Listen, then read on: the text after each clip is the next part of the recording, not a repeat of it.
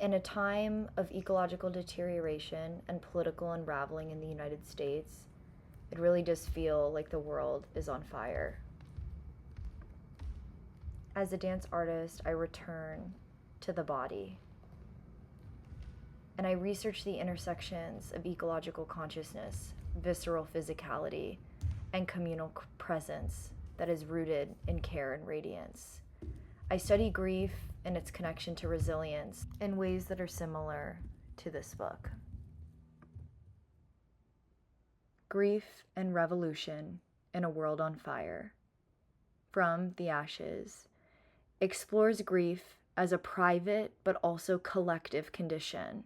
Sarah Jaffe argues that grief is political, and it reveals how our social systems, such as capitalism, climate destruction, and state violence, produce loss, delay time and space in mourning.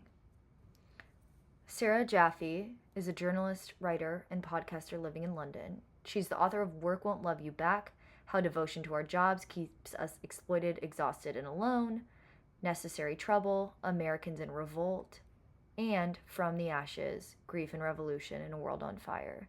She's a columnist and a contributing writer at In These Times, and her work focuses on politics of power, the current labor movement, and the collapse of late capitalism. The opening image of Grief is a police car on fire, and Jaffe highlights in this introduction that time is different in grief, and that there's rage in it while America burns. She highlights the physicality of grief that I will continue to feel, to show, and embody in this lecture performance. And she highlights that it's impossible to hold journalistic distance in the writing of this book, and that it's an excavation of heartbreak. She defines grief in 5 different ways, with the first being that grief is rupture. It's a political total break in future and where we stand. She highlights that in accepting loss, we make room for the future, and that ghosts can trouble this process. The second is that grief is about the future. It's grieving what was about to come next, and that mourning is severing an attachment to the past, and grief is future-oriented. She struggles to imagine futures without loved ones, and explains that grief is excess and not linear. The third statement is that grief is not work. You grieve, but the grieving is doing you, and that releasing and mourning is anti-productive or anti-work, and that forcing into productivity and false happiness is so much more destructive. I agree. The fourth is that grief is anathema or abhorrent to capitalism, and that grief is a threat to it. The fifth and final is that grief is a becoming, but a collective becoming, and that claiming time for grief is claiming time for human feeling. For public safety, health, and care, collective mourning is essential. She shares that she's been forever changed by grief. Burn. State violence, solidarity, and rebellion. No justice, no peace. Racism is a public health emergency are signs that Jaffe encounters when describing protests and marches in 2020. She explains that this movement had grown out of being tired of grieving, tired of the loss and the death and the repression that comes when you dare to say that those premature deaths were brutal and cruel and unwarranted, on page 39. Racism is vulnerability to premature deaths, and the justification of death and violence is racism. On page 46, she explains that public grieving as protest or even as riot challenges the boundaries of what and whom are permitted to grieve. On page 50, she explains that grief is rupture. It makes unthinkable the future that you thought you would have. And rebellion is rupture too. one where a collection of people come together to say, to demand, to insist that the past future is no longer one they will accept. Rupture is everything coming loose. And abolitionism is no less than this, brick by brick, building infrastructures of care that replace the need for armed forces of order. What is grief time when the bombs keep falling, when the digging never stops? And if capitalism has always been racial, Jaffe writes, its lines are false, mobile, and shifting. And yet those same false lines still organize who is allowed to live, who is allowed to mourn. Avia Sarah Day insists politics across nations may differ, but everywhere, even the liberal parties uphold the structures of violence that maintain racial hierarchy. She also says that every time we see the utter disposability of Palestinian lives, we're also reckoning with our own disposability, on page 76. Flow, migration, home, and freedom.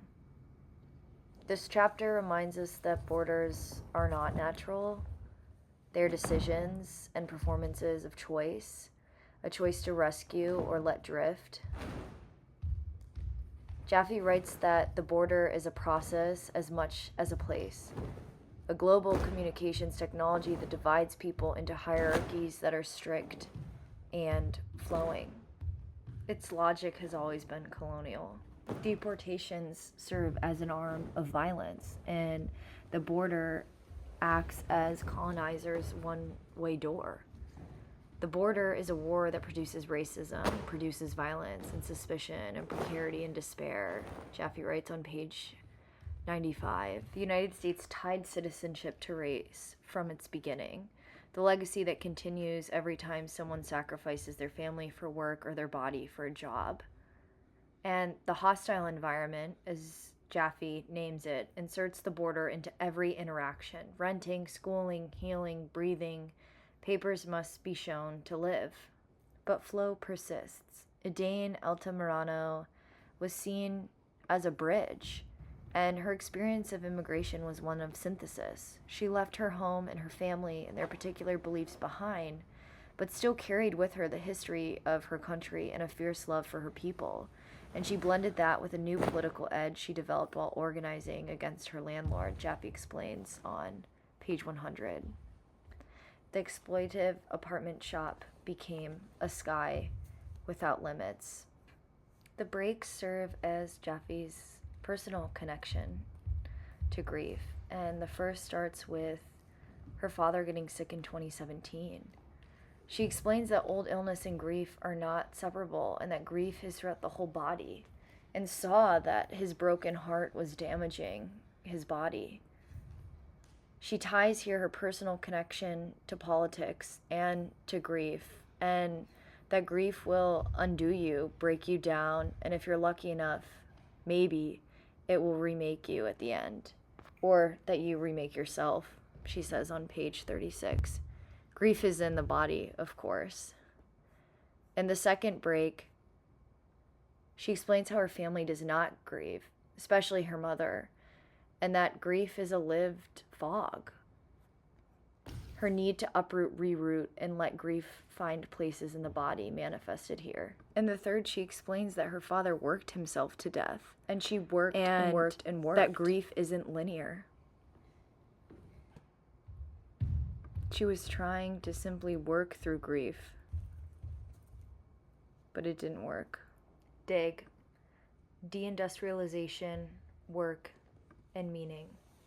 Jaffe opens with Joe Hill's words, "Don't mourn, organize," and follows this by quoting Mary Harris Jones's "Pray for the dead and fight like hell for the living." Deindustrialization, Jaffe writes, is a process of creating ghosts out of people who are still alive. And it's not magic that shuts down factories or drains towns of wealth, but it is policy, choice, and design. The market is not a monster to be appeased with blood sacrifice, but it's something that humans made and can unmake just the same.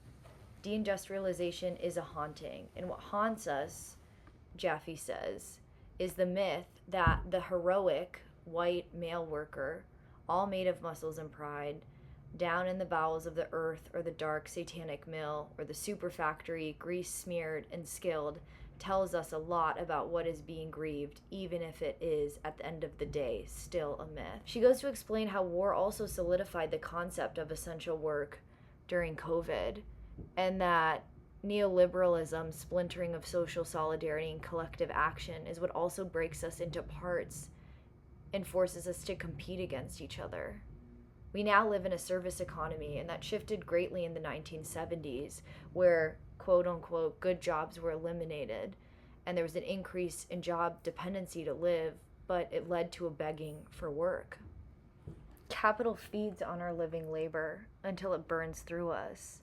And Jaffe writes that the turning of human beings into human plant equipment is ultimately capitalism's logic. But she finds that beneath the rubble, memory persists, and the Durham miners, in their celebrations, proclaim that grief is not work, but it's relation. The worker abandoned by industrialization is a real person and not a myth. And the experience they miss is a set of relationships built from necessity and struggle. To grieve together becomes a form of resistance, and to dig is to remember and to rebuild. Breathe. Pandemic, communities, care. Jaffe in this section frames the pandemic as a crisis of breath, literal breath and the metaphorical breath, highlighting how the ability to breathe became a matter of survival, labor, and social inequality during COVID. In the beginning, she describes Lazaretto, which is defined as a quarantine space where sick people were held and isolated. Pietro Brambalasca explains his story of navigating life and death decisions as a healthcare worker. On page 185, she explains that a society that could not grieve so many of its death was always likely to respond to a pandemic badly, and that grieving requires time and space and does not happen on capitalism's clock.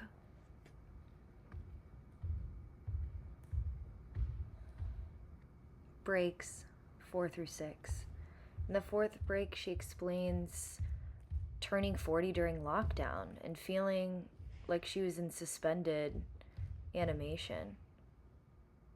She attended Zoom funerals, and on page 55 explains her suspension, distance, and stuck feeling. Break 5 was about her returning home, back to New Orleans, and living in grief time. She wrote that grief makes us needy and ugly and not sweet and lovable, and that she felt an impossibility of imagining a future that would lead to freedom. She realizes here that grief is about the future, and not controlling the future makes you feel disconnected from it. The final break, Jaffe asks, what is it to fall in love with someone? And writes about how grief truly is like writing about love. They both defy speech, tenses for action, and that, like grief, it's unending and ongoing creation and tending and bringing together. Weather, climate catastrophe, the web of life, salvage. In this chapter, Jaffe situates the climate crisis within the broader systems of capitalism, social inequality, and labor.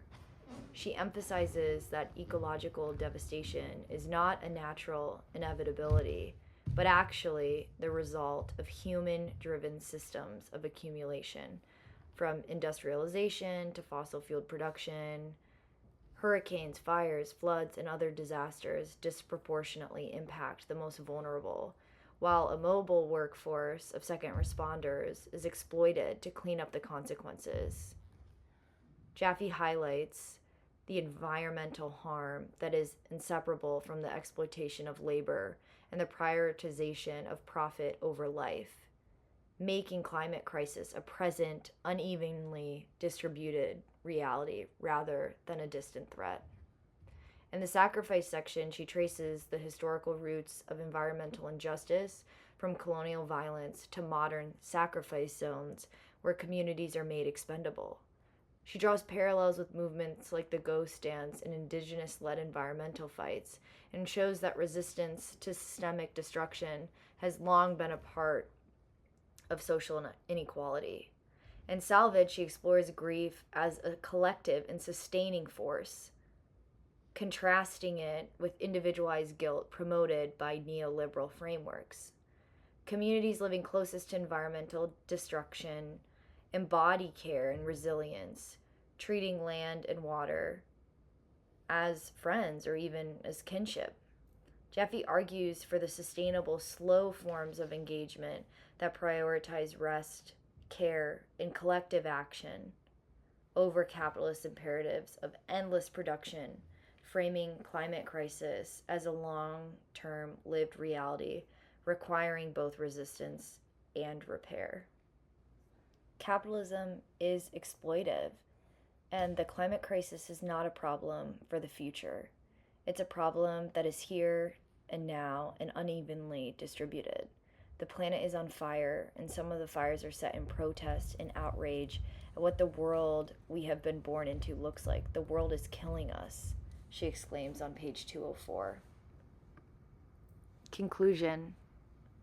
Jaffe closes the book by emphasizing that we live in the presence of ghosts, those who came before us, those killed in the struggle for justice, and those who model the world we hope to build. And to walk with these ghosts is to confront the contradictions of life, especially the unlivable conditions produced by capitalism, exploitation, and environmental collapse. Grief, she argues, is a knowledge and a way to reckon with the harm and loss and a way to recommit to justice. She links grief to care and reminds us that it isn't soft or sentimental, but it's rigorous and sometimes uncomfortable. In a time of ecological deterioration and political collapse, grief teaches us how to dismantle the world as it is to create what we need. And Jaffe urges us to pull the emergency brake and release what harms us, to make space for love, care, and justice. She explains that grief is inevitable, and it's important to return to love, to remember all the people we have lost, and may their memory be for revolution.